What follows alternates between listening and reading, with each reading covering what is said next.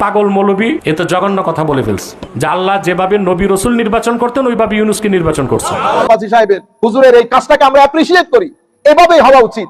উনি তওবার জন্য উদাত্ত আহ্বান জানিয়েছেন, কারণ এটা তো কুফরি কথা বলেছেন। হালাল করার মালিককে, হারাম ঘোষণার মালিককে। তো উনি যে বলল যে ডক্টর ইউনূস সাহেবকে ক্ষমতাচ্যুত করাও হারাম, এই কথাটা কি হইছে? ইউনূস সাহেব এই পদ্ধতিতে আসছে, আপনি ইউনূস সাহেবকে ক্ষমতাচ্যুত করা হারাম। ইউনূস সাহেব এই পদ্ধতিতে আসছে, আপনি ইউনূস সাহেবকে ক্ষমতাচ্যুত করা হারাম, অবৈধ আপনার জন্য। ইউনূসকে আল্লাহ নিজে চুজ করে এই বাংলাদেশের জন্য দিয়ে দিয়েছে, আলহামদুলিল্লাহ। অর্থাৎ নবীদেরকে যেমন গণতান্ত্রিক পদ্ধতিতে নির্বাচন করে, যে তোমরা কি মনে করো যে ওনাকে নবী বানাইলে তোমরা পছন্দ করবানি? অর্থাৎ নবীদেরকে যেমন গণতান্ত্রিক পদ্ধতিতে নির্বাচন করে, যে তোমরা কি মনে করো যে ওনাকে নবী বানাইলে তোমরা পছন্দ করবানি?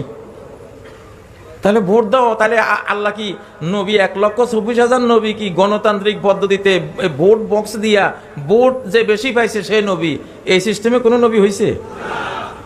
হ্যাঁ, শেষ জামানার খলিফারা আসবে নবীদের স্টাইলে, মানে আল্লাহ নিজে মনোনীত করে চুজ করে পছন্দ করে দিয়ে দিবেন, যা বান্দা তোদের মনের মানুষটা দিলাম, তোরা দেখলে সবাই মেনে নিবি, শান্তি পাবি, যা দিলাম।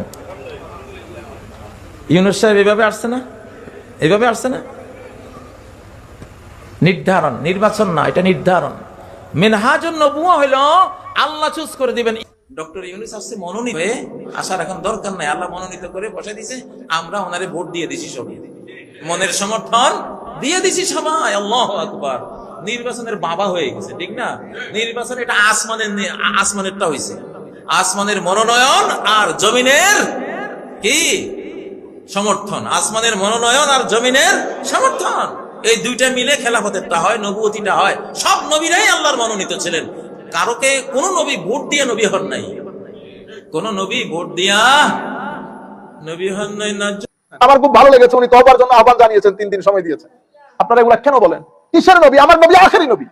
আমার নবীর মতো করে আপনারা দিয়ে দিই কথাগুলো বলে ভিজা ভিজা আস্তে আস্তে করে, আপনারা বুঝতে পেরেছেন, খলক মলত করে ফেলতেছেন সবকিছু। আমাদের প্রধান উপদেষ্টা ইউনূস সাহেবের যেই বলে সিলেকশন, এটা নবীদের মতো করে হয়েছে। এই সমস্ত বেগাইরত কতগুলা, মানে এগুলো লজ্জা শরমও লাগে না, একটা ব্যক্তি প্রতিবাদও করে না, লাখো মানুষ বসে শুনে গিলে, মানে এরা আমি বললাম বিনোদনের মতো। ইন্না লিল্লাহি ওয়া ইন্না ইলাইহি রাজিউন। আমি এইবার আমাদের ডক্টর এনায়েতুল্লাহ আব্বাসী সাহেবের আমরা ফুললি এন্ডোর্স করি এবং হুজুরের এই কাজটাকে আমরা অ্যাপ্রিশিয়েট করি, এভাবেই হওয়া উচিত। উনি তওবার জন্য উদাত্ত আহ্বান জানিয়েছেন, কারণ এটা তো কুফরি কথা বলেছেন। আমরা তো আর ওই ফতোয়া দিতে পারবো না, আমরা কোনো মুফতি টুফতি না। কিন্তু আমার খুব ভালো লেগেছে উনি তওবার জন্য আহ্বান জানিয়েছেন, 3 দিন সময় দিয়েছেন। আপনারা এগুলা কেন বলেন? কিসের নবী? আমার নবী আখেরি নবী। আমার নবীর মতো করে আপনারা দিয়ে দিই কথাগুলো বলে ভিজা ভিজা আস্তে আস্তে করে, আপনারা বুঝতে পেরেছেন, খলক মলত করে ফেলতেছেন সবকিছু। আল্লাহ রাব্বুল আলামিন আমাদের হামি ও নাসির হোক। মনে রাখবেন, সমস্ত উগ্রতা, সেটা সেকুলার উগ্রতা হোক অথবা ধর্মীয় উগ্রতা হোক, কোন উগ্রতা কোন জাতির জন্য মঙ্গল বয়ে আনে না। যারা যেখান থেকে বসে শুনছেন, আমি বিনয়ের সাথে অনুরোধ করবো আপনাদেরকে, আপনারা আমার মনে হয় উগ্রতাটা বুঝতে পারতেছেন না। উগ্রতা আমাদের সমাজের জন্য সেভাবে ধ্বংসের, যেভাবে শরীরের জন্য ক্যান্সার ধ্বংসের। আমার নবী সাল্লাল্লাহু আলাইহি ওয়াসাল্লাম এই উগ্রতাটাকে রুখে দেওয়ার জন্য হাদিসে পাকের মধ্যে বলেছে, আমি যদি এই খারেজি সম্প্রদায়কে পেতাম, আমি সামুদ গোত্রের মতো হত্যা করে পৃথিবী থেকে বিনাশ করে দিতাম। কি পরিমাণ আমার নবী হ্যাজার্ড ফিল করেছেন এদের জন্য। এই সমস্ত এই উগ্রবাদী যাদেরকে ধর্মের মধ্যে খারেজি বলে, ইনাদের নাম কি ছিল জানেন? আমি আপনাদের দৃষ্টি আকর্ষণ করি, ইনারা নিজেদেরকে বলতেন আসহাবুত তাওহীদ ওয়াল ইতিদাল। আপনি না, আমি বলতেছি খারেজি, ইমাম বুখারী বলতেছে খারেজি, ইসলাম বলতেছে খারেজি, কিন্তু তারা নিজেদের নাম দিত আসহাবুত তাওহীদ ওয়াল ইতিদাল। এরা হচ্ছে তাওহীদপন্থী মডারেট মুসলিম। আশা করব আপনারা এটা মানুষের মধ্যে প্রচার করবেন, মানুষকে সচেতন করবেন, কেউ যেন কাউকে এই সমস্ত কথাবার্তা বলে ধোঁকা দিতে না পারে। পাগল মৌলবী এ তো জঘন্য কথা বলে ফেলছে যে আল্লাহ যেভাবে নবী রসুল নির্বাচন করতেন ওইভাবে ইউনূসকে নির্বাচন করছেন। আমি বলছি এই কথার কারণে ওই মৌলবী কাফের, এবং আমার লিখিত ফতোয়া আব্বাসী মঞ্জিলে গিয়েছে, আমি 3 দিন টাইম দিয়েছি, সে যদি তওবা না করে আমার মৌখিক ফতোয়া যাবে। মুসলমান, আল্লাহর হাবিব মুহাম্মদ সাল্লাল্লাহু আলাইহি ওয়াসাল্লামের মাধ্যমে কত বড় নিয়ামত দিন ইসলাম পেয়েছো, এই হিসাব তো তোমাদের নাই। সেজন্য আজকে অল্প পয়সা আমরা দিন বিক্রি করি। কথা বলে মুসলিম শরীফের হাদিস, রাসূল করিম সাল্লাল্লাহু আলাইহি ওয়াসাল্লাম ইরশাদ করেছেন, এমন একটা সময় আসবে, সকালে মুমিন বিকালে কাফের, বিকালে কাফের সকালে মুমিন। ইয়াবিউ দীনাহু বিআরাজিম মিনাদ দুনিয়া। সে তার ইমানকে বিক্রি করবে দুনিয়ার অল্প কিছু সম্পদের বিনিময়ে। হচ্ছে এখন বিক্রি। কত মৌলবী ইমান নষ্ট করতেছে দেখেন নাই? ডক্টর ইউনূসকে কেউ বলতেছে আমাদের ইমাম, কেউ বলতেছে আমাদের নেতা, কেউ বলতেছে আমাদের আব্বা। বলতে বলতে এক পাগল মৌলবী এ তো জঘন্য কথা বলে ফেলছে যে আল্লাহ যেভাবে নবী রসুল নির্বাচন করতেন ওইভাবে ইউনূসকে নির্বাচন করছে। আমি বলছি এই কথার কারণে ওই মৌলবী কাফের। এবং আমার লিখিত ফতোয়া আব্বাসী মঞ্জিলে গিয়েছে, আমি 3 দিন টাইম দিয়েছি, সে যদি তওবা না করে আমার মৌখিক ফতোয়া যাবে। কিছু মৌলবী বলে আমি নাকি কথায় কথায় কাফের বলি। আরে তোমরা কাফের হও বলেই তো আমি কাফের বলি। আচ্ছা ভাই, ডাক্তার যে রুগীরে বলে তোমার ক্যান্সার হয়েছে, ডাক্তার বলার কারণে ক্যান্সার হয় না ক্যান্সার দেখা ডাক্তার বলে ক্যান্সার হয়েছে? তা আমি বলার কারণে ওরা কাফের হয় না কাফের হওয়াতে বলি? একটা বৈশিষ্ট্য বোঝাবার জন্য 2-একটা এক্সাম্পল দিয়েছি। এক্সাম্পলের উদ্দেশ্য হলো একটা জিনিস ক্লিয়ার করা। আব্রাহাম লিঙ্কনের গণতন্ত্র 2024 পরবর্তী বাংলাদেশে পৃথিবীতে থাকবে না। বললাম আব্রাহাম লিঙ্কনের গণতন্ত্র থাকবে না বাংলাদেশে, থাকবে না মুসলিম বিশ্বে, আরব বিশ্বে তো নাই, কবে থেকে নাই। তো এখন কি আসবে? এখন আসবে খিলাফাতুন আলা মিনহাজিন নবুয়া, নবুয়ত স্টাইলের শাসন পদ্ধতি। মিনহাজ মানে এটা রাজপথ, নবুয়ত মানে তো নবীগণ, নবীগণের এটা নবীজির হাদিস, মুস্তাদে আহমদের এবং নাসিরুদ্দিন আলবানী সহিহ হাদিস সিরিজের হাদিস। খেলাফা আলা মিনহাজিন নবুয়া, পৃথিবীতে নবুয়ত স্টাইলের খেলাফত শুরু হবে। অলরেডি এটা শুরু হয়েছে, শিশু খেলাফার জন্ম হয়ে গেছে। তো সেটা আসে কিভাবে? সেটা কোনো নির্বাচন করে আসে না, সেটা আল্লাহ তাআলা মনোনীত করেন। যেমন হযরত ইমাম মাহদিকে আল্লাহ মনোনীত করবেন, সেটা আমরা ভোট দিয়ে তাকে মাহদি বানাতে পারবো না।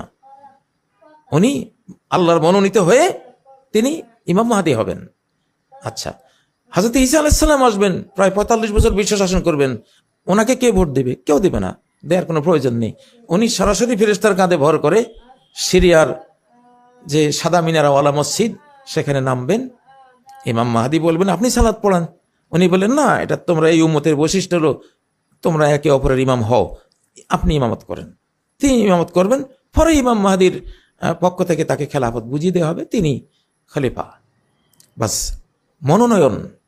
আমি বলেছিলাম এইটা যে এখন আল্লাহ তাআলা ইন্না খায়রা মান ইস্তাজারাল কওয়িয়ুল আমিন, সূরা আল কাসাসের এই যে আয়াতটি, গতকালকে এটা বলেছিলাম, আপনাদের মনে থাকার কথা, যে যোগ্য, যে আমানতদার, দেশ তার হাতে তুলে দিলে দেশ বিক্রি করবে না, দেশের অর্থনীতি তার হাতে তুলে দিলে সে অর্থ আত্মসাৎ করবে না, দেশের কোনো দায়িত্ব দিলে সে আমানত রক্ষা করবে, তাকে বলা হয় আল আমিন, বিশ্বস্ত। দেশের স্বাধীনতা বিকাবে না, দেশের সম্পদ আত্মসাৎ করবে না, দেশের মানুষের যে ন্যায্য অধিকার এটা সে নষ্ট করবে না, তাকে বলা হয় আল আমিন। আর আল কবি হলো যোগ্য। এখন থেকে সামনে অন্তত 2090 বা আগামী পুরো 1 শতাব্দী যতদিন মুসলিম উম্মাহ থাকবে, সিস্টেম হবে কে যোগ্য কে বিশ্বস্ত তাকে চুজ করা হবে, তোমাকে এই দায়িত্ব দেওয়া হলো। এটা যিনি সামরিক যোগ্য, সামরিকভাবে বিশ্বস্ত, দেশ বিক্রি করবেন না, নিজের জীবন সবকিছু বিলিয়ে দিয়ে দেশ রক্ষা করবেন, তিনি হলেন সামরিক খাতের যোগ্য, সামরিক খাতের বিশ্বস্ত।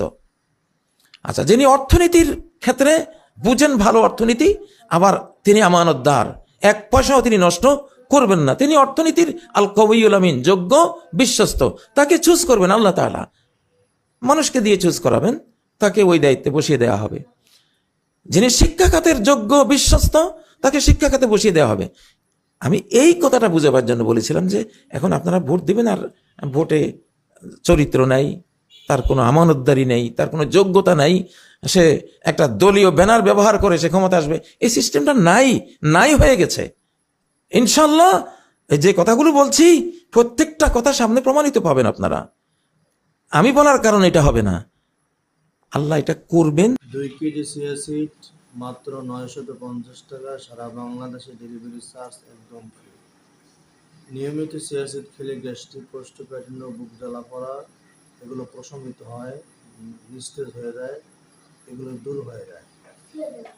এবং এই চিয়া সিড নিয়মিত খাওয়ার দ্বারা শারীরিক শক্তি বৃদ্ধি পায়, আরও অনেক রকমের উপকার রয়েছে।